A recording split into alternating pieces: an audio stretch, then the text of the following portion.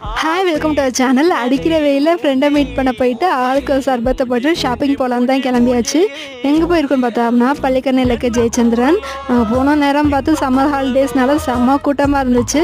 நாங்கள் சும்மா ட்ரெஸ் கலெக்ஷன்ஸ்லாம் பார்த்துட்டு எங்களுக்கு தேவையானலாம் எடுத்துகிட்டு அதுக்கப்புறமேட்டு சும்மா பார்க்கலாம் அப்படின்னு சொல்லி மேலே போய் பார்த்துட்டு இருக்கும்போது இந்த பிராஸ் செக்ஷனில் இந்த விளக்கு கலெக்ஷன்லாம் அவ்வளோ அழகாக இருந்துச்சு. அதுவும் ரேட்டு ரொம்ப அஃபோர்டபுளாக இருந்துச்சு.